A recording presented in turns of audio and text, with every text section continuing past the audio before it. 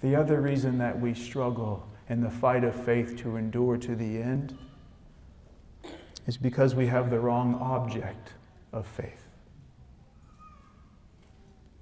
In verse 2, it says, looking to Jesus, the founder and perfecter of our faith, who for the joy that was set before him endured the cross, despising the shame, and is seated at the right hand of the throne of God.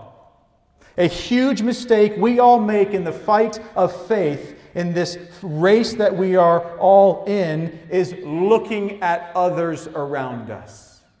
Or maybe being fixated on the examples that were set before us.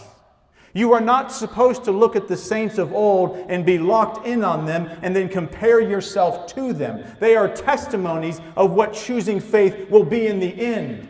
But you're not to stay fixated upon them. But often we read testimonies of old, or we look at brothers and sisters around us, and we say, my faith is weak, not like theirs, and we become discouraged. One of the problems is the object of our faith. Well, what other objects do we look at in our faith? Ourselves. Ourselves. What do you mean by that?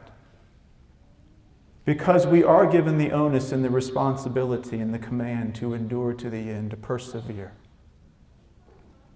Then we look at ourselves and we try to conjure up enough faith to make it to the end.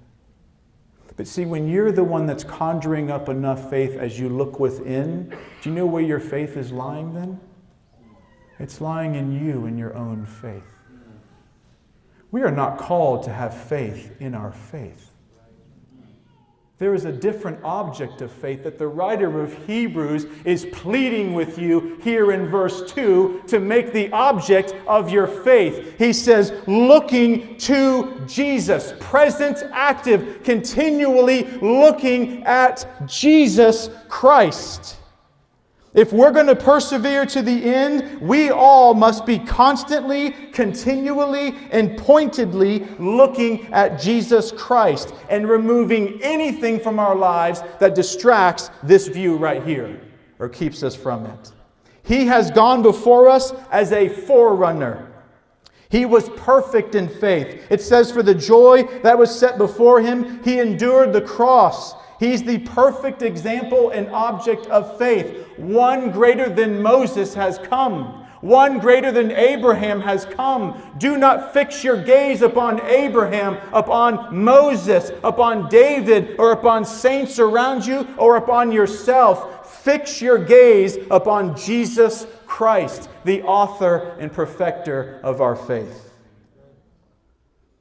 Jesus has secured all the promises the Father has made through His Word to His chosen people, through His life, death, burial, and resurrection.